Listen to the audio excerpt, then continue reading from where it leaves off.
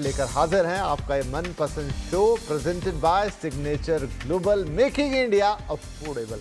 तो real estate में क्या कुछ चल रहा है और इस समय घर खरीदारी का मौसम कैसा है, ये सारी बातचीत आज हम करने जा रहे हैं। आपके सवाल इनफैक्ट होंगे ही हमेशा की तरह, जिनके जवाब हम देंगे। और ये सारी बातचीत करने के लिए आज हमारे साथ स्टूडियो में मौजूद है हमारे खास गेस्ट प्रॉप स्टोरी के को फाउंडर आशीष महाजन साहब। तो आशीष जी, बहुत स्वागत है आपका। और हम हमेशा की तरह शुरुआत करेंगे, एक आपसे अपडेट लेते हैं प्रॉपर्टी बाजार का। वैसे चीज़ें सब ठीक ही चल रही हैं, बढ़िया है, स्लाइटली इधर या स्लाइटली उधर, लेकिन आपके नज़रिए से जानना चाहेंगे कि इस वक्त प्रॉपर्टी बाजार कैसा नज़र आ रहा है। रेजिडेंशियल की बात करें विपिन जी, तो काफी ज्यादा ही तेजी है। और अनुमान यही लगाया जा रहा है कि जिस तरह से इन्वेंट्री सिचुएशन है, डिमांड है, कस्टमर हर दिन या हर वीकेंड पे प्रॉपर्टी सर्च कर रहा है, बाइंग कैपेसिटी है लोगों की, रिस्क टेकिंग एबिलिटी है, उस हिसाब से ये 2-3 साल की साइकिल अप साइकिल शायद रहेगी। कॉन्फिडेंस मार्केट के अंदर काफी ज्यादा है। हाल फिलहाल में एक आरबीआई की तरफ से कुछ डायरेक्टिव्स आए हैं और उसमें से एक डायरेक्टिव ये कहता है, क्योंकि आप इस समय बहुत सारे फर्स्ट टाइम होम बायर हैं या फर्स्ट होम बायर जिन्हें हम कह लें, या जेन्युइन होम बायर्स, तो वो काफ़ी सारे लोग हैं जो लोन पे खरीदते हैं प्रॉपर्टी। तो आरबीआई का कहना है कि आगे जो आप असेसमेंट करेंगे लोन्स का न्यू कमर्स के लिए, वो आप कैपेसिटी देख के कीजिए कि मतलब आप अगर होम लोन के रेट्स नीचे की तरफ हैं तो आप ये देखिए कि क्या जब ये रेट्स 2-3% ऊपर भी चले जाएंगे तो व्यक्ति उतना पे कर पाएगा, तो लोन तो मिलेंगे लेकिन शायद जो अमाउंट है वो रिड्यूस हो जाए। और दूसरा ये कि जो एग्जिस्टिंग होम बायर्स भी हैं उनके लिए उन्होंने कहा है कि भाई आप रिवाइज कीजिए इनका रेट वगैरह और इनका टेन्योर आप उस हिसाब से, वरना आमतौर पे बैंकों की प्रैक्टिस होती है कि टेन्योर बढ़ाते चले जाते हैं, आपकी ईएमआई कांस्टेंट रखते हैं, लंबे समय में उन्हें ज़्यादा ब्याज मिलता है। पर उन्होंने कहा नहीं, आप ऐसा मत कीजिए, आप देखिए और आप ईएमआई भी बढ़ाइए और टेन्योर वगैरह में एक बैलेंस अप्रोच रखिए। बैंकों पे हालांकि उसका डिस्क्रिप्शन छोड़ा है फाइनल कॉल लेने का, लेकिन क्या इस फैसले से जो कि अगले साल 1 तारीख से लागू होना है, कुछ इम्पैक्ट आप मार्केट पे देख रहे हैं? विपिन जी, काफी मार्जिनल इम्पैक्ट हो सकता है ऐसे सब डायरेक्टिव का, because in general property purchase India में काफी प्रूडेंट, मतलब लोग काफी सोचते हैं, अपने फाइनेंसिस को काफी अच्छे से देखते हैं। जो फर्स्ट टाइम होम बायर या रियल बायर होता है, इन्वेस्टर्स के पास फंड्स रहते हैं या उनका एक तरीका होता है प्रॉपर्टी चर्न करने का। जी। तो ये तो काफी पॉजिटिव डेवलपमेंट्स ही हैं। इनफैक्ट व्हाट अभी हम जो चाइना से जितनी भी न्यूज आ रही है वो बहुत नेगेटिव है प्रॉपर्टी को लेके, और वहां पे यही स्पेकुलेटिव मार्केट हो जाती है जब। और अगर चाइना में 25% कॉन्ट्रीब्यूशन जीडीपी का प्रॉपर्टी से ही आ रहा था, जो अब गवर्नमेंट उसको श्रिंक कर रही है, तो वो बहुत नेगेटिव न्यूज है। वहां पे लोन्स वगैरह बहुत टफ हो गए थे, डेवलपर्स की कैपेसिटी अपने आप को रिफाइनेंस करने की काफी टफ हो चुकी है, पेनी स्टॉक्स बन गए हैं वहां के कई लीडिंग डेवलपर्स। तो एक तरह से ये सब मेजर्स एक अच्छी हेल्दी मार्केट बनाने के लिए जरूरी है। जी। आप मेरे से पूछेंगे तो जो कुछ पॉकेट्स हैं, मुझे तो लगता है कि काफी इन्फ्लेटेड हो चुकी हैं। हाँ हाँ। लेकिन जब आप डेवलपर से या जो वहां पे बायर है वो फर्स्ट टाइम है, नहीं है, इन्वेस्टर है, ये कहना बहुत मुश्किल होता है कि हर कोई यही बोलेगा मेरे पास तो जेन्युइन बायर है, ठीक है। तो खासकर एनसीआर मार्केट में आपको भी पता है कि जब तेजी आती है तो बहुत ट्रेडिंग चालू हो जाती है प्रॉपर्टी की। तो राइट। जो एक नॉर्मल इंसान के लिए शायद करना बहुत मुश्किल हो जाता है, लेकिन हालात ऐसे हैं कि काफी गर्म है मार्केट, प्राइस राइज भी हो रहा है, और सेलर्स खरीद भी रहे हैं। भी हैं मार्केट में, जो जो अब रिटर्न बना चुके हैं तो वो सेल कर रहे हैं, और रीसेल की मार्केट भी काफी तेज हुई है। चलिए, तो बढ़िया है सारी चीज़ें। और आशीष जी का कहना सही है कि वक्त वक्त पे कुछ इनिशिएटिव आते हैं जो मार्केट को बैलेंस करने का काम करते हैं, लेकिन मार्केट की चाल फिलहाल बढ़िया है। घर खरीदने वाले घर खरीद रहे हैं और बनाने वाले बना रहे हैं, तो एक बैलेंस बढ़िया बना हुआ है। चलिए, अब हम शुरुआत कर देते हैं सवाल जवाब की। हमारे कई सारे कॉलर्स हमारा इंतजार कर रहे हैं। प्रतीक अहीरे साहब हमें कॉल कर रहे हैं मुंबई से। प्रतीक साहब, बहुत स्वागत है आपका प्रॉपर्टी गुरु में। इनफैक्ट आपने शायद मेरी और आशीष जी की चर्चा सुनी भी है। कोशिश ये रहती है कि सभी दर्शकों को एक मोटा मोटा आइडिया दे दिया जाए कि इस समय मार्केट कैसा है। वाइल आपका पर्टिकुलर क्वेश्चन क्या है वो हम आपसे जानना चाहेंगे अब। जी, मैंने रिसेंटली एक कमर्शियल रिटेल यूनिट खरीदा है चिलपाटा रोड पे, कल्याण चिलपाटा रोड के वहाँ पे, Lodha, code name Premier, Signet project का नाम है। 300 कारपेट एरिया फर्स्ट फ्लोर पे है। तो मुझे शॉर्ट टर्म में मैंने परचेज किया था लॉन्ग टर्म पर्सपेक्टिव से कि 10 साल में होल्ड करके जो भी रिटर्न आया रेंटल यील्ड आएगी उसमें से। तो मुझे शॉर्ट टर्म में भी कुछ रिटर्न मिल रहा है। तो मेरा सवाल यही था कि कैसा इसका आउटलुक होगा अगले 10 साल में, इस एरिया का और कमर्शियल प्रॉपर्टी इन जनरल इस एरिया में। बहुत अच्छा सवाल है आपका सर, क्योंकि प्रतीक जी बहुत सारे लोग हैं जो इन दिनों रेजिडेंशियल से हटकर रिटेल, कमर्शियल, ऑफिस स्पेसेस इन सब में निवेश करना चाह रहे हैं। तो आशीष जी, अच्छी बात है कि जो रियल एस्टेट में अब पार्टिसिपेशन है लोगों का वो चौतरफा आ रहा है। नॉट ओनली कि उन्हें घर खरीदना है, लेकिन अब उन्हें लग रहा है कि इन्वेस्टमेंट का फिर से अच्छा मौका है, हमें अच्छे रिटर्न्स मिलेंगे। और जैसे कमर्शियल यूनिट्स, छोटी कमर्शियल यूनिट, छोटे ऑफिस, छोटे स्पेसेस, उनमें भी काफ़ी लोगों का निवेश है। तो प्रतीक जी का सवाल कुछ वैसा ही है। क्या सलाह रहेगी इनके लिए जहां इन्होंने शील फाटा और उसके आसपास अपनी प्रॉपर्टी ली है? कैसा आउटलुक है? कल्याण शील फाटा एक काफी तेजी से इमर्ज करने वाला लोकेशन है, लोकेलिटी है मुंबई की। इनफैक्ट नवी मुंबई और थाने, इन सब से कनेक्टिविटी शील फाटा एरिया की काफी तेजी से बढ़ रही। जो अभी तक इनका सबसे बड़ा ड्रॉबैक ये रहा है कि वहां पे रेल कनेक्टिविटी नहीं थी, बट आने वाले सालों में कई तरह से रोड, रेल, मेट्रो, ये सब प्रोजेक्ट्स आएंगे। तभी बहुत सारे जो लीडिंग डेवलपर, इन्होंने लोढ़ा से कमर्शियल लिया है, लोढ़ा का वहां पे बहुत बड़ा टाउनशिप है, थोड़ा आगे जाएंगे तो जैसे पलावा बोला जाता है ना, ऐसे ही बहुत सारे टॉप डेवलपर्स मुंबई के उस एरियाज में आ चुके हैं। जिसका इम्पैक्ट ये है कि जब वहां पे रिहाइश बढ़ेगी, लोग आना जाना कम्यूट करना शुरू करेंगे, तो वहाँ ऑफिस, छोटे ऑफिस की जरूरत होगी। जो कोई डॉक्टर, लॉयर, अकाउंटेंट्स, इस तरह के ऑफिस को वो यूज करते हैं। तो इनको एक रेंटल यील्ड मिलना चाहिए अच्छा। कमर्शियल में लोग इसीलिए जाते हैं कि रेंटल यील्ड पर से ज्यादा होती है, पर कमर्शियल का अपना एक रिस्क एपिटाइट भी एक अलग होता है। हर कोई कमर्शियल में नहीं जा सकता है, क्योंकि प्रॉपर्टी की मैनेजमेंट करनी है, प्रॉपर्टी की लीजिंग होनी चाहिए। फिर आप उसे कब सेल करें। अब इनका आउटलुक अगर 10 साल का है तो 10 साल तो it is related to economic story. तो अभी इकोनॉमिक स्टोरी तो इंडिया की फंडामेंटली काफी साउंड है। जो हम जितना भी डेटा हम पढ़ते हैं, तो देयर इज, जैसे जैसे इंडिया में वेल्थ क्रिएशन बढ़ेगा, कमर्शियल, रेजिडेंशियल और तरह तरह की रियल एस्टेट की अप्रिसिएशन भी होनी ही है, और हो ही रही है। जी, दैट इज व्हाट हम देखें। तो बहुत शुभकामनाएं आपको, साथ में बधाई भी। तो चलिए, ये प्रतीक साहब के लिए सलाह हो गई। अब हमारे अगले कॉलर हैं अनुराग मित्तल साहब, जो कि हमें दिल्ली से और शायद इनफैक्ट गुरुग्राम से कॉल कर रहे हैं, एनसीआर। आशीष जी, अनुराग जी, बहुत स्वागत है आपका प्रॉपर्टी गुरु में। क्या सवाल पूछना चाहेंगे आप? आशीष जी नमस्कार। सर मैंने सर मुझे थोड़ा सा आपसे ये पता करना था कि सेक्टर 99 गुड़गांव में एक सत्या का एक टाउनशिप का प्लॉट आया हुआ है सर। ओके। तो उसका मुझे फ्यूचर के बारे में पता करना था, इसका कैसे क्या फ्यूचर रहेगा सर उसका सर। अच्छा, आप जो बता रहे हैं 125 स्क्वायर यार्ड का ये प्लॉट साइज है और 90,000 पर स्क्वायर यार्ड की कीमत है। पोजीशन खैर मतलब प्लॉट में तो वैसा कुछ है नहीं, तो आपको ऑलमोस्ट इसी समय मिल जाएगा आगे पीछे, लेकिन हाँ हम सलाह लेते हैं। तो सर ये भी है, प्लॉटिंग में भी काफ़ी लोग इन दिनों इन्वेस्ट कर रहे हैं, और आपके शहर से, गुरुग्राम से, तमाम जगह पे इस तरह के सवाल हमारे पास आते ही हैं। तो ये सत्या ग्रुप का कोई प्लॉट प्रोजेक्ट है सेक्टर 99, कैसे देखते हैं आप इसे? विपिन जी, जो हम काफी न्यूज में जो रहता है, Dwarka expressway infrastructure project. Okay, Dwarka expressway sector 99 को भी इम्पैक्ट करता है, क्योंकि ये उससे सटके ही है। और द्वारका एक्सप्रेसवे के अराउंड अपार्टमेंट, प्लॉट्स, हर चीज की सेल काफी तेज रही है गुड़गांव में। ये जो प्लॉट बोल रहे हैं सत्या के, ये एक गुड़गांव में एक स्कीम आई थी, दीनदयाल उपाध्याय स्कीम, इसमें छोटे साइजेस में प्लॉट्स हैं। प्लॉट का साइज ही छोटा है, प्राइस सब हाई है, और प्लॉट की डिमांड ऐसी है कि डेवलपर अगर बोलता है कि मैंने सेल कर रहा हूँ, तो विद इन नो टाइम वो प्लॉट्स निकल जाते हैं। ठीक है, तो इन्वेस्टर्स, मोस्टली इन्वेस्टर्स आते हैं। अब गुड़गांव में प्लॉट का यूज क्या होता है? एक तो होता है कि आप अपना घर बनाएं, दूसरा होता है कि आप इसको फ्यूचर में सेल कर सकें, तीसरा होता है कि आप इस पे मल्टीपल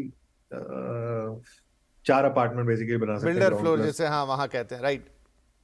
तो फ्लोर फ्लोर कॉन्सेप्ट होता है। जी। तो आप इसमें किसी डेवलपर के साथ पार्टिसिपेट करके उसे फ्लोर में कन्वर्ट कर सकते हैं। तो इस तरह से इस प्लॉट को मोनेटाइज किया जाता है, और एक प्लॉट की काफी डिमांड देखी गई है। और कुछ लीडिंग डेवलपर्स, सत्या एक वहाँ का स्मॉलर डेवलपर है, पर नोन 4-5-6 प्रोजेक्ट्स हैं उनके अक्रॉस द सिटी। तो हैंड ओवर एटसेट्रा हो जाएगा। Rest, like I said, Dwarka expressway से टोटली इम्पैक्ट, पॉजिटिव इम्पैक्ट वाला सेक्टर है। चलिए, बढ़िया है। तो इनका भी भाई मामला, अनुराग जी आपका भी बढ़िया ही है। इसी तरह का सवाल आपका था तो अच्छी है, हम आपको भी बधाई देते हैं। आशीष जी ने बता दिए किस तरह के प्रोस्पेक्टिंग, किस तरह का इस्तेमाल है, आगे चलते हुए आपको अच्छे रिटर्न दे सकता है। जैसा भी आप इसका यूज़ करना चाहें, सो हमारी तरफ से गो हेड है। बहुत शुभकामनाएं, बहुत बधाई हैं। और आपकी ये खरीदारी अच्छी रहे, शुभ रहे। चलिए इसी के साथ वक्त एक छोटे से ब्रेक का, लेकिन ब्रेक के बाद ऐसे ही कुछ और सवाल रहेंगे, उनका जवाब हम देंगे ताकि आप एक बढ़िया डिसीजन ले पाएं। छोटा ब्रेक, तुरंत हाजिर हों।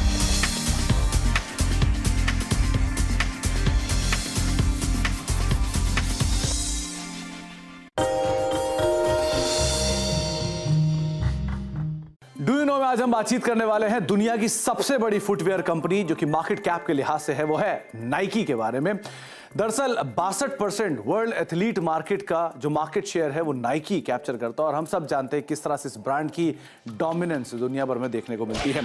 इस कंपनी की जो शुरुआत हुई थी वो करीब करीब 1964 में हुई थी, और इसकी शुरुआत ओरिगन्स के एक ट्रैक एथलीट फिलिप नाइट और उनके कोच बिल बोवरमैन साहब ने की थी। और शुरुआती कारोबार में नाइकी जूते बनाने कामकाज में तो नहीं थी, लेकिन हाँ ओनित्सुका टाइगर जिसके जूते आपने अक्सर मॉल में देखे होंगे, उनके डिस्ट्रीब्यूशन के कारोबार के अंदर ज़रूर दिखाई पड़ती थी। नाइकी ने जब शुरुआत की थी तब ये नाइकी के नाम से नहीं, दरअसल इसका नाम नाइकी है, नाइक नहीं है। नाइकी की जो शुरुआत हुई थी वो नाइकी के नाम से नहीं हुई थी, जबकि ब्लू रिबन स्पोर्ट के नाम से इसकी शुरुआत हुई थी। 1971 में ही इसका नाम बदला गया था नाइकी के तौर पे। 1971 में ही कंपनी को वो टिक का जो लोगो है वो मिला था। और एक और इंटरेस्टिंग फैक्ट ये भी है कि नाइकी का जो लोगो है वो कैरोलिन डेविडसन ने डिज़ाइन किया था, जो कि एक इंस्पायर है जो ग्रीक गॉडेस हैं उनके विंग्स से इसे इंस्पायर किया गया है। शुरुआत में इस लोगो को डिज़ाइन करने के लिए $35 दिए गए थे, लेकिन जैसे जैसे इसकी वैल्यू रियलाइज़ होनी शुरू हुई, जो एग्जिस्टिंग प्रमोटर्स थे उन्होंने इस डेविडसन को एक एग्जीक्यूटिव डिनर पे बुलाया, और डिनर पे बुलाने के बाद उन्हें एक डायमंड सेट रिंग दी जिसके ऊपर वो टिक बना हुआ था, और साथ ही साथ उनको कंपनी के स्टॉक भी दिए, यानी कि ईसॉप्स भी दिए गए जो कि वो होल्ड करती हैं, और बहुत अच्छी वैल्यू भी वहाँ पे रियलाइज होते हुए दिखाई पड़ी। इसके अलावा जो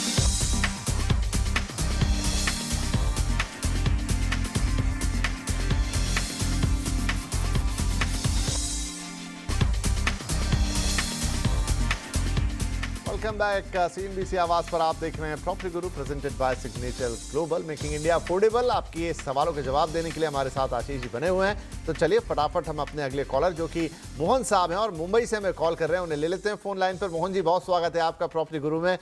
बताइए क्या पूछना चाहेंगे। In his absence, can I take a call on behalf of Mohan? हाँ जी, बिल्कुल बिल्कुल, श्योर। ठीक है विपिन जी, मैं तो बड़ी फैन हूँ आपकी। मैं हमेशा प्रॉपर्टी thank गुरु you, देखती हूँ, हर एपिसोड देखती हूँ। Thank you. ये सेकंड या थर्ड टाइम मैंने कॉल भेजा, मेरा रिक्वेस्ट भेजा है। Thank you for taking my call. Yeah just wanted to check sir, ये जो ग्लोबल सिटी का नया जो रुस्तम जी का प्रोजेक्ट है एवेन्यू D1, उसका फ्यूचर कैसा है? Virar West Global City, right, ठीक है जी, जरूर। तो विरार वेस्ट की, हाँ जी, रुस्तम जी एक अच्छे डेवलपर हैं, और मेजॉरिटी में जो ये ग्लोबल सिटी है उन्होंने डेवलप किया है, उन्हीं का प्रोजेक्ट है। हालांकि इसमें दूसरे और डेवलपर्स भी हैं, लेकिन आपने पूछा रुस्तम एवेन्यू D1, इसके बारे में आप जानना चाहती हैं। तो आशीष जी, एक 2 BHK फ्लैट है बेसिकली जो ये लोग देख रहे हैं, और 41 लाख के आसपास उसकी कीमत रहेगी। 3 साल में पोजीशन मिलने की उम्मीद है। पोजीशन अलग नहीं, सॉरी, कह रहे हैं 3 साल पहले इन्हें मिल चुका है, लेकिन कोई अप्रिसिएशन शायद इन्हें अभी तक नहीं मिला। राइट मैम, यही आपका सवाल है? करेक्ट। 3 साल पहला पोजीशन मिल गया already, but appreciation I mean काफी डेवलप तो काफी हो रहा है एरिया, लेकिन ये पर्टिकुलर प्रोजेक्ट का एप्रिसिएशन नहीं है। तो फ्यूचर प्रोजेक्ट तो आई मीन जरूर आपको बताते हैं। तो आशीष जी, क्योंकि एक ऐसा प्रोजेक्ट है जो है तो बढ़िया, लेकिन सप्लाई इसमें बहुत ज्यादा है, खुद रुस्तम जी का भी और दूसरे डेवलपर्स का भी। तो इनको शायद वही दिक्कत है कि एप्रिसिएशन इन्होंने जो उम्मीद की होगी वो नहीं मिल रहा है। तो क्या इसके फ्यूचर प्रोस्पेक्ट हैं, क्या इन्हें इसमें बने रहना चाहिए? विपिन जी, यही मार्केट की जो चाल चेंज हुई है वो यही हुई है पोस्ट कोविड की। Luxury property is very high in demand, but affordable housing में सडनली लोगों ने रियलाइज किया, मार्केट ने रियलाइज किया कि बहुत ज्यादा सप्लाई क्रिएट हो चुकी है। क्योंकि जब हालात टाइट थे मार्केट के, तब डेवलपर्स उतना रिस्क नहीं लेना चाहते थे हाई एंड प्रॉपर्टी बनाने का, क्योंकि वो फंसे ही उस हाई एंड प्रॉपर्टी में होते। बिल्कुल। तो सभी डेवलपर्स अंडर 1 करोड़ या अंडर 50 लाख इस तरह की प्रॉपर्टीज में गए। उसके कई बेनिफिट्स भी थे बायर्स को, बिल्डर्स को, दोनों को। तो इसीलिए इस तरह के बहुत सारे डेवलपमेंट्स क्रिएट हुए हैं, जैसे आपने हाईलाइट किया कि काफी सप्लाई क्रिएट हुई। इसी कारण रीसेल टफ हो जाता है। दूसरा जो मैंने थोड़ा स्टडी करके पिक किया है कि वहां पे शायद पानी और उसकी सप्लाई का भी काफी प्रॉब्लम रहा है। जी। हाँ, और लेकिन कहा जा रहा है कि जल्दी ये सब चेंज होगा। और बाकी तो देखिए बुलेट ट्रेन और कई तरह के और पॉजिटिव इंफ्रा डेवलपमेंट्स है जो नॉर्थ मुंबई की तरफ हो रहे हैं। नॉर्थ मुंबई को थाने के साथ बहुत फास्ट टनल्स एंड रोड्स के थ्रू जोड़ा जाएगा आने वाले सालों में। तो और विरार की तरफ वही आता है जो जिसका अफोर्डेबिलिटी चैलेंज हो जाता है मेन मुंबई या वेस्टर्न सबर्ब्स में। तो लोगों की माइग्रेशन तो है ही है, पर जो हमने कई फैक्टर्स डिस्कस किए ये इसकी एप्रिसिएशन को कंट्रोल करके रखा हुआ है। तो उसके कोई कारण। उम्मीद अगर होराइजन थोड़ा लंबा रखें? बिल्कुल बिल्कुल। देखिए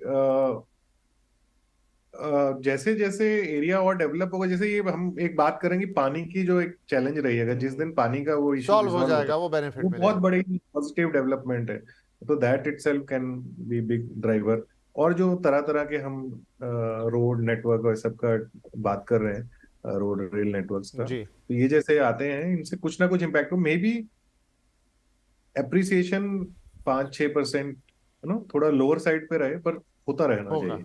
ठीक है, चलिए मैम, तो देखिए आपने जवाब सुन ही लिया जो एक्सप्लेन किया आशीष जी ने कि क्यों नहीं आपको मिला। वो कारण आपको समझ में आ गया होगा कि क्या हुआ इन दिनों, पिछले दिनों, जिसकी वजह से आपको लग रहा है कोई अप्रिसिएशन नहीं हुआ। लेकिन थोड़ा और अगर आप रखते हैं इसको तो अप्रिसिएशन होने की उम्मीद रहेगी, क्योंकि जो चीज़ें हैं इंफ्रास्ट्रक्चर डेवलपमेंट और जो थोड़ी बहुत इश्यूज़ हैं पानी वगैरह को लेकर, जब वो सॉल्व होते हुए नजर आएंगे तो इनफैक्ट ये ग्लोबल सिटी अपने आप में एक बहुत बढ़िया ओवरऑल प्रोजेक्ट है। अच्छी लोकेशन है और डिमांड में भी रहता है, लेकिन सप्लाई ज़्यादा होने की वजह से शायद आपको अप्रिसिएशन नहीं मिला। उम्मीद करते हैं कि फ्यूचर में आपको एक मॉडरेट, मैं ये नहीं कहता बहुत ज़्यादा हाई जैसा आशीष जी भी कह रहे हैं, लेकिन 5 से 7% का अप्रिसिएशन आपको देखने को मिल सकता है। आगे कॉल आपका रहेगा, राइट? तो चलिए हम अब अपने अगले कॉलर पर चलते हैं और ये है राकेश कुमार शर्मा। ये कॉल भी हमें मुंबई से आ रहा है। राकेश जी बहुत स्वागत है आपका, क्या मदद करें आपकी? नमस्कार जी। नमस्ते। मेरा पार्क टाइटन पूना में जी। हिंजेवाड़ी के पास में, ओके। वहाँ पे एक फ्लैट बुक किया है मैंने 2 BHK। ओके एरिया है 789 ओके और ये अप्रोक्सीमेटली मेरे को 83,55,000 में पड़ा है। ठीक है सर। तो मेरे को ये पूछना है इसका फ्यूचर कैसा है, इनका पार्क टाइटन का तो नाम ये कैसा है आपने और ले टाइम पे मिल ये जाएगा? आपने ले लिया है ना? हाँ ले लिया है जी। ठीक है, और पोजीशन आप बता रहे हैं कि 2026 तक मिलने की उम्मीद है? जी हाँ जी हाँ। चलिए, तो पहले तो शर्मा जी बहुत बहुत बधाइयाँ कि आपको इस नई प्रॉपर्टी की, बहुत शुभकामनाएं, क्योंकि बहुत बड़ा डिसीजन, बहुत बड़ा इन्वेस्टमेंट होता है ये। अब जो आप जानना चाह रहे हैं कि आगे क्या फ्यूचर प्रोस्पेक्ट और डिलीवरी वगैरह का 2026 प्रॉमिस की गई है आपको, वो मैं आशीष जी बताएंगे। तो आशीष जी, पार्क टाइटन और ये प्राइड पर्पल पुणे का प्रोजेक्ट है, मोरंजी लिंक रोड के आसपास का ये एरिया है हिंजेवाड़ी में। तो अब जो सवाल है शर्मा जी का वही कि पोजीशन वगैरह सब वक्त में मिल जाएगा, आगे किस तरह के प्रोस्पेक्ट हैं इसके? जी। पहली बात तो प्राइड ग्रुप एक काफी एस्टेब्लिश पूना बेस्ड ग्रुप है। मतलब उनका बैंगलोर और कुछ और सिटीज में भी काम है, लेकिन पूना में काफी ज्यादा प्रेजेंस है। तो एक आ जाती है डिलीवरी की बात है, तो डिलीवरी अनलाइकली है कि डेवलपर गलत हो जाएगा। सेकेंडली लोकेशन की बात करें तो ये Hinjewadi Marunji road is nothing but Hinjewadi. तो सब आईटी पार्क्स वगैरह यहाँ से इजी टू कम्यूट हो जाते हैं। ये एक थीमेटिक प्रोजेक्ट है, इसमें काफी सारी एक्टिविटीज दी गई हैं और इस तरह के प्रोजेक्ट आज की डेट में पसंद किए जाते हैं। तो जैसे जैसे पूना एक ऐसी मार्केट है जो सबसे सरप्राइजिंग मार्केट है लास्ट 1-2 ईयर्स में। सबसे ज्यादा सप्लाई और सबसे ज्यादा एब्जॉर्प्शन, सेल डिमांड पूना में बहुत ज्यादा है। तो इन्होंने एक अच्छा डिसीजन लिया है। और जैसे जैसे एक बहुत लार्ज, इनफैक्ट अगर आप पढ़ें तो पूना के अंदर आईटी पार्क्स पहले थोड़ा लो एंड के होते थे, एज इन मोस्टली सर्विसेज कंपनियां, अब कुछ प्रोडक्ट कंपनियां जैसे गूगल, अमेजोन, ये सब लोग भी अब वहां पे लोकेट होना शुरू हो गए। तो हिंजेवाड़ी एस्टेब्लिश्ड एरिया है और इस बजट में इनको एक अच्छा प्रोडक्ट इन्होंने सिलेक्ट कर लिया। यही मेरा इस पे। चलिए, तो बढ़िया है। बधाई आपको शर्मा जी कि आपने एक अच्छी चॉइस ली है, एक इन्फॉर्म्ड डिसीजन लिया है, अच्छे एरिया में लिया है। पोजीशन वगैरह में कोई इशू होने नहीं वाला है जितनी उम्मीद की जाए। और आजकल रेरा है तो बिल्डर थोड़ी वो टाइमलाइन भी फॉलो करने की कोशिश करते हैं।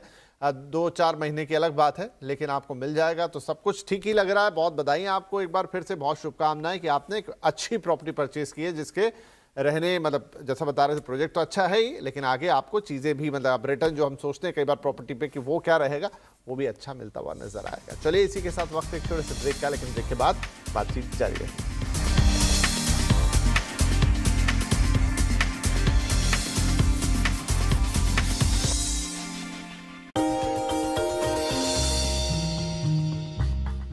डू यू नो में आज हम बातचीत करने वाले हैं एशिया की सबसे बड़ी एडहेसिव कंपनी पीडीलाइट के बारे में। दरअसल इससे रिलेटेड एक बहुत ही लंबी हिस्ट्री भी है और बहुत ही इंटरेस्टिंग फैक्ट्स भी हैं।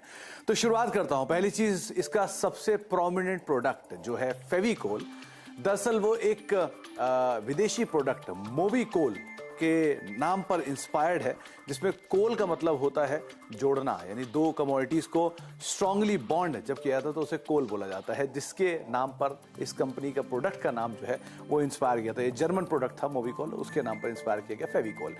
इसके अलावा जो कंपनी के फाउंडर्स हैं वो शुरुआती कारोबार में बतौर लॉयर थे, लेकिन उन्होंने अलग अलग प्रोफेशन किए, जिसमें कई सारे बिजनेस भी किए, और एक ऐसा समय था कि उन्होंने पियोन का भी काम किया, लेकिन वहां से अपने बिजनेस को इनिशिएट किया, शुरुआत किया, और धीरे धीरे हम सब जानते हैं किस तरह से उन्होंने इतनी बड़ी कंपनी और इतना बड़ा प्रोडक्ट क्रिएट किया है। शुरुआती दौर में जो ग्लूज थे वो एनिमल फैट से बनते थे, लेकिन धीरे धीरे इसको सिंथेटिक फॉर्म में कन्वर्ट किया गया, और सिंथेटिक फॉर्म में कन्वर्ट करने के बाद ही पीडीलाइट की जो शुरुआत है वो आपको होते हुए दिखाई पड़ेगी।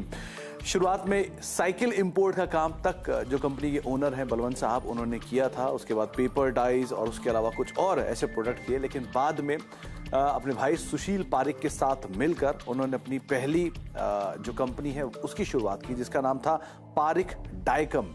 दरअसल जेकब सर्किल मुंबई में इस कंपनी की शुरुआत की गई थी। और इंटरेस्टिंग पार्ट यह है, अगर आप पीडीलाइट इंडस्ट्रीज जो कि फेविकोल की निर्माता है, उस कंपनी के पीडी वर्ड को उठाएंगे तो ये पारिक डाइकेम के इनिशियल वर्ड से ही जोड़ के बनाया गया है, तो वहां से बना पीडीलाइट, और उसके बाद धीरे धीरे इस कंपनी का नाम बदलते हुए दिखाई पड़ा। 1990 में पीडीलाइट स्थापित की गई और उसी में ये नाम को जोड़ा गया पारिक डाइकेम से। साथ ही साथ एक और इंटरेस्टिंग फैक्ट ये भी है, जो कंपनी का लोगो है जिसमें एलिफेंट सिंबल आपको दिखाई पड़ेगा वो बॉन्डिंग के साथ, ये दरअसल ये सिंबल जो है ये ओजिल्वी एंड मैथर इस एडवर्टाइजमेंट एजेंसी ने बनाया, और तब से लेके आज तक इनका जो बॉन्ड है उस एजेंसी के साथ वो आज तक कायम है। तो इस तरह के एडवर्टीजमेंट कैंपेन जिनको आपने कई बार सुना होगा, फेविकोल के जो मशहूर कैंपेन है, उन सब कैंपेन के पीछे ओजिल्वी एंड मैथर का नाम ही आपको आमतौर पर दिखाई पड़ेगा। और एक और इंटरेस्टिंग फैक्ट ये भी है कि 1997 में फेविकोल के पहले ऐड का डेब्यू हुआ था, और उस पहले ऐड के डेब्यू में, जिसको आप जानते होंगे दम लगा के हाइशा के नाम से, उस एड में फिल्म मेकर राजकुमार हिरानी साहब ने खुद इनैक्ट किया था। तो एक और इंटरेस्टिंग फैक्ट फेविकोल से रिलेटेड। इसके अलावा आपको एक और इंटरेस्टिंग फैक्ट ये बता दूं कि पीडीलाइट पहली कंपनी थी जिसने वॉयलेट पिगमेंट देश में बनाया है 1973 में, और फेविक्विक और एम सील जैसे दो बड़े प्रोमिनेंट प्रोडक्ट भी कंपनी की तरफ से बनाए गए हैं, और 70% मार्केट शेयर ये दोनों प्रोडक्ट कंपनी की तरफ से कमांड करते हैं। 1993 में ये कंपनी लिस्ट हुई है, तब से लेकर 3 बोनस और 1 स्प्लिट ये कंपनी दे चुकी है। और कुछ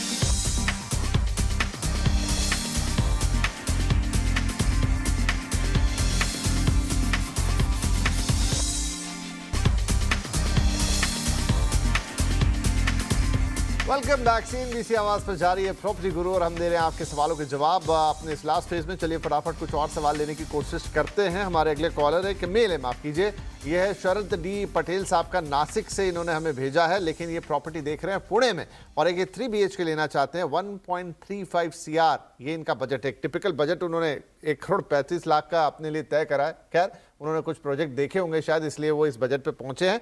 तो किसी रेडी प्रोजेक्ट का सुझाव चाहते हैं जो कि अच्छा हो। तो सर अब रेडी वाले में तो आप बताएंगे कि क्या पॉसिबिलिटी है रेडी की, और ये एक पुणे मतलब एक ओपन ही इन्होंने रखा है, कोई पर्टिकुलर एरिया की इन्होंने बात नहीं कही। बिल्डर रिलायबल होना चाहिए, और बजट इनका पुणे के हिसाब से मुझे लगता है कि अच्छा बजट है, 1,35,00,000 40 लाख के आसपास का। जी विपिन जी, रेडी प्रॉपर्टी अवेलेबल सिर्फ और सिर्फ रीसेल में ही है। कभी कहीं पे इक्का दुक्का कोई यूनिट हो किसी प्रोजेक्ट में तो हो सकता है। 1.35 CR में पुणे में 3 BHK जैसे बावधान, मतलब ये कुछ अच्छे एरियाज बता रहा हूँ मैं आपको। वेस्ट पुणे में जैसे बावधान हो गया, बालेवाड़ी हो गया, बानेर हो गया, इन सब जगहों पे इनको मिल सकता है। बाकी वो थोड़ा सा और पीछे आएंगे तो और स्पेशियस कुछ मिल जाएगा। नहीं तो ईस्टर्न बेल्ट में ये देख सकते हैं, जैसे कि खराड़ी के अंदर गोयल गंगा, नयाती, ये सब टॉप ग्रुप्स हैं, गोदरेज, इनके कई मल्टीपल प्रोजेक्ट्स हैं। अगर ये लॉन्च मतलब अंडर कंस्ट्रक्शन प्रॉपर्टीज में जाएंगे तो इनकी ऑप्शंस थोड़ी ओपन हो जाती हैं, और यही सब डेवलपर्स हैं। नहीं तो साउथ पुणे एक और अच्छी मार्केट मानी जाती है उस तरफ, जैसे NIBM and all, in in locations पे कुछ देख सकते हैं। तो पुणे जैसे हमने डिस्कस किया, सबसे ज्यादा सप्लाई, सबसे ज्यादा एब्जॉर्प्शन पिछले 1-2 सालों से देखा जा रहा है। एक्चुअली मुंबई सबसे बड़ी मार्केट है, बट मुंबई, थाने और सब में ब्रेक कर दी जाती है। तो अगर मुंबई को आप एक होल मानो तो मुंबई और फिर पुणे, सो इन टर्म्स ऑफ, तो और ये हमेशा ही देखा गया है, मतलब पुणे की मार्केट मोर और लेस स्टेबल ही रही है, और अभी जब तेजी है तो वहाँ तेजी भी देखी जा रही है। चलिए जी, बढ़िया है। तो शरद जी से बात नहीं हो पाई, इसका अफसोस, लेकिन उनका मेल तो हमने ले लिया। तो शरद साहब, बहुत शुभकामनाएं आपको। कुछ सुझाव आपको दे दिए, एक मोटा मोटा आइडिया दे दिया है पुणे के बारे में कि अगर आप नासिक में और पुणे में इन्वेस्ट करना चाहते हैं तो कौन से वो एरियाज होंगे, कौन से वो डेवलपर्स होंगे जिनकी तरफ आप देख सकते हैं। तो अब हम बात करते तो शायद थोड़ा और अंदर गहराई में जाके बात करते, लेकिन आप एक बार इतना शुरू कीजिए, क्योंकि लंबी प्रोसेस है प्रॉपर्टी खरीदने की और आप बजट भी बड़ा लेके चल रहे हैं, तो आपको इस बजट में अच्छी चीज़ें मिलेंगी। धीरे धीरे चलते हैं, एक बार इन इलाकों पे और इन प्रोजेक्ट्स पे, इन डेवलपर्स पे नज़र डालिए, फिर थोड़ा जीरो इन कीजिए, हम फिर से बातचीत कर लेंगे और आपको और अच्छी सलाह देने की कोशिश करेंगे। बाकी शुभकामनाएं हमारी आपके साथ हैं। तो आज के लिए वक्त अब समाप्त हो रहा है। आशीष जी, जाने से पहले आपका शुक्रिया, धन्यवाद बहुत बहुत कि आपने वक्त निकाला, हमारे दर्शकों के सवालों के जवाब दिए, एक बढ़िया इंसाइट रियल एस्टेट मार्केट के मौजूदा हालात पर भी हमने आपसे डिस्कस किया। तो चलिए, सभी दर्शकों से भी इजाज़त लेते हैं। हमेशा की तरह यही दरखास्त कि pg@moneycontrol.com पर आप अपने जो भी सवाल हैं हमें भेजते रहिए, जो भी आप पूछना चाहते हैं। हमारी कोशिश हमेशा यही रहती है कि हम अपने एक्सपर्ट्स के जरिए आप तक बेहतरीन से बेहतरीन सलाह पहुंचाएं। तो मेल कीजिए, अपना फ़ोन नंबर भी लिख दीजिए, बाकी हम पर छोड़िए। तो इस हफ्ते के लिए इतना ही, अगले हफ्ते आपसे फिर मुलाकात करेंगे। तब तक के लिए नमस्कार।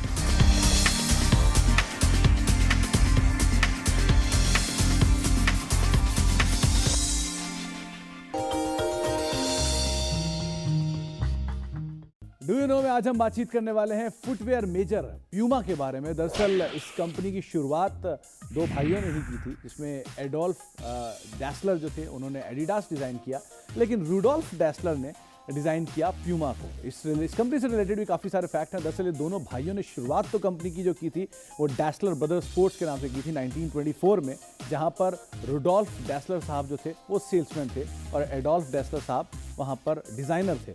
लेकिन बाद में 1948 में जाके रूडोल्फ डैसलर साहब जब सेपरेट हुए तो उन्होंने अपनी एक नई कंपनी फॉर्म करी, जो कि उन्होंने अपने नाम के इनिशियल से उठाई, यानी रूडोल्फ के RU से और डैसलर के डैश से। तो रूडास नाम से उन्होंने कंपनी की शुरुआत करी, लेकिन बाद में उनको ये नाम पसंद नहीं आया, जिसकी तरफ पे एडिडास ने अपना नाम रखा था, लेकिन वो नाम तक पसंद ना आने के कारण उन्होंने अपना नाम बदलकर प्यूमा रख दिया। और उसके अलावा जो एक फेमस प्यूमा का फुटबॉल का शू है, यानी जो फुटबॉल फुटवेयर है, एटम, वो कंपनी ने लॉन्च किया था 1950 में, और वो एक बड़ा गेम चेंजर के तौर पर भी शुमार होता हुआ दिखाई पड़ा। कुछ बड़े नाम जो कि प्यूमा के साथ एसोसिएटेड रहे हैं, उसमें फुटबॉल के जाने माने नामों में से एक पेले साहब और साथ साथ मैराडोना, ये दो ऐसे बड़े नाम हैं जो कि इस कंपनी के साथ एसोसिएटेड रहे हैं। इनफैक्ट एक बड़ा वाकया ये भी है कि 1970 में एक वर्ल्ड कप फाइनल जो कि ब्राज़ील और इटली के बीच में हुआ था, उसमें पेले साहब अपने जूतों के फीते बांधे थे उन्होंने, और उसके ज़रिए उन्होंने प्यूमा का प्रमोशन भी किया था। और इस प्रमोशन के लिए, महज इस 1 मिनट की एक्टिविटी के लिए, पेले साहब को $1,20,000 उस समय पर दिए गए थे बतौर इस एक्टिविटी के लिए, क्योंकि उन्होंने मासिवली उस समय प्यूमा के शूज़ को प्रमोट किया था, और एक बड़ा इवेंट था वो फाइनल का भी। इसके अलावा अडोल्फ और रूडोल्फ दोनों, यानी कि एडिडास के ओनर और प्यूमा के जो ओनर हैं, उनकी डेथ हुई थी 1970s में। और एक और इंटरेस्टिंग फैक्ट ये भी है कि